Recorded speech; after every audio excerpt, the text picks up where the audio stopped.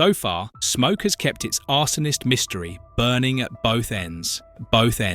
And in episode 3, the heat rises even further. Just when we think we've figured out who's lighting the fires, the show throws another curveball our way. After Michelle's impulsive break-in at Archie's bunker and Dave's literal meltdown at the supermarket snacks aisle, episode 2 gave us the shock reveal that Dave, yes, the arson investigator, is the one we've dubbed Potato Chips. So naturally, episode 3 had to answer one burning question. How close is Michelle to connecting the dots? Welcome back to your nerdy show. I'm your host, Spoiler Master. Let's break down episode 3, because a lot went down, from psychological evaluations, painful childhood flashbacks, and Freddys' awkward job interview to Dave's evolving MO. It's messy, layered, and darkly funny. So let's get into it. Undercover before.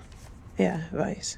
Did you know that you see... Michelle makes a breakthrough. The episode kicks off with Michelle being forced into a mandatory psych evaluation following the Arch incident. And honestly, this might be one of the best character-deepening moments for her so far. She walks into that room armed like a soldier, defensive, tough, resistant. But as the session drags on, we see those walls slowly crumble. Michelle has always been this no-nonsense, mission-oriented character. But here, Journey Smollett delivers one of the most vulnerable lines of the season. I am a job. Job is me. It's heartbreaking, and it tells us that Michelle has tied her entire sense of self-worth to her work. If she's not solving fires, then who even is she? But soon enough, she's back on active duty. She literally runs up to Dave, joy written all over her face, saying she's cleared to work again. And this is where things get tense, because now she wants to restart their investigation. But Dave, as you'd guess,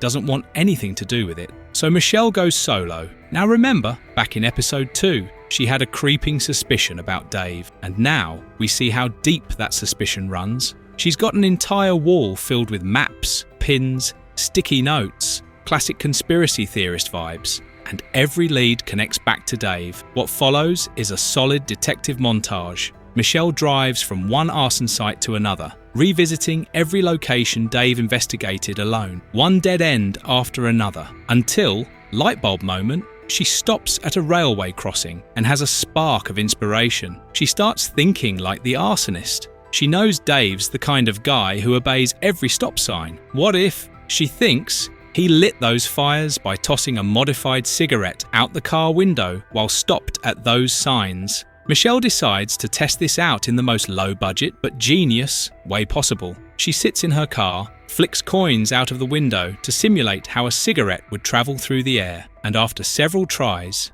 she finds it, a cigarette butt, half buried in the forest floor. This moment is peak Smoke, dark, grimy, and strangely triumphant. It's like finding a needle in a haystack, and Michelle's face says it all. She knows she's close. She doesn't want it to be Dave, but she needs to find the truth. Evidence locker 230.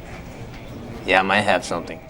Dave has an epiphany of his own. On the flip side, we see a more domestic version of Dave, briefly. He's having a moment with his stepson Emmett, who's clearly upset that Dave might be taking a new job that will keep him away from home more often. Now, let's be honest, Emmett doesn't totally get it. He's too young to understand what tenure means or how rare stability is in this economy, but it's more about emotional abandonment than logistics. And Gerard, Dave's partner, tries to explain that to Dave in his own soft-spoken way. But it's Ashley, of course, who drops the emotional bomb. She sees Dave distracted by a Haruki Murakami book while setting up his room, and somehow flips the whole thing into an interrogation about Dave's daddy issues. Because what else is new with her? Anyway, Dave turns inward after that exchange. In an oddly methodical fashion, he continues building out the fictional narrative, his book about Milk Jug, his other serial arsonist persona. But while he's doing that, he stumbles upon a detail that even he hadn't considered before. He realizes that Milk Jug must have been carrying the gasoline-filled containers in a black plastic bag to stay inconspicuous. That detail clicks. Dave digs through evidence from past fire scenes, and, sure enough, every single plastic piece retrieved from the burned locations contains traces of melted black plastic. And that becomes the next crucial clue. We don't have the budget for this shit. Michelle's hopes and QR code dreams get crushed. Michelle is still on cloud 9 after discovering the cigarette butt, but Burke quickly brings her back to earth. He tells her that the butt can't be used as evidence. It's too degraded, too generic. No DNA, no prints, nothing admissible. So she pivots to the black plastic bag theory, and this is where the episode leans into its dry, deadpan humour. Michelle suggests outfitting all department-issued trash bags with QR codes that can be scanned after a fire to identify if the arsonist used one. Sounds reasonable if you live in a futuristic sci-fi police state, but this is Umberland. Harvey bursts her bubble in the most hilarious way possible, writing, "Dear Santa, I want QR codes and a pony on a post-it." Dave laughs out loud at that one, and honestly, so did I. It's a moment that shows just how much Michelle wants to use logic and tech to fight fire with fire, but she's trapped in a department with no budget, no support, and a colleague who's literally the criminal she's chasing. Absolute blast. You have kids?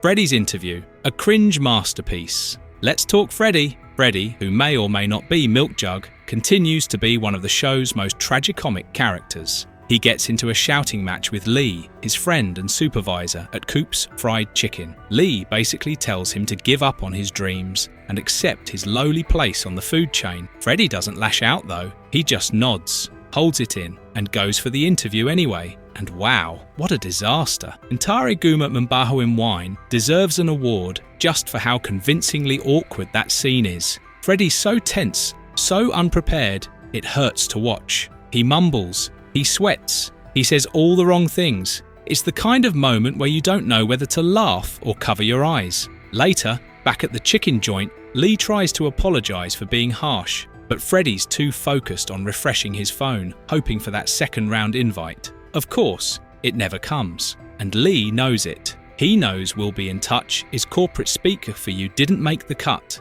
but instead of crushing Freddy's hopes, he stays quiet. Is that kindness or cowardice? Hard to say, but this whole sequence adds another layer to Freddy. He wants to rise, he wants to change, but society keeps kicking him back down, and in that environment, maybe becoming Milk Jug is the only way he feels powerful. Or maybe, just maybe, Dave is using Freddy as a smokescreen, another theory to keep in mind. Michelle versus Renata. Family trauma unleashed. We get a heavy emotional beat with Michelle's family drama. She's seen taking care of Sophie, her niece, who reminds her of the horrifying memory of being locked in a burning motel room by her own mother, Renata. The memory is fuzzy but intense and ends with a gunshot. Not just arson, but potential murder. Benji, Michelle's brother, asks her to skip Renata's parole hearing. He says Renata's just an old woman now, no threat to anyone. Michelle doesn't respond right away, but she makes her stance clear the next day. She shows up and testifies against her own mother. Passionately, relentlessly, she says Renata is dangerous, that whatever remorse she's faking is just that, an act, and that if Renata is released, people will die. It's brutal, and it drives a wedge between Michelle and her siblings. But there's something fishy going on here. Why are they so desperate to get Renata out? It doesn't seem like love or forgiveness. It smells like money. Maybe Renata has some hidden fortune and they can't touch it unless she's out of prison. Just a theory, but the show is definitely planting seeds here.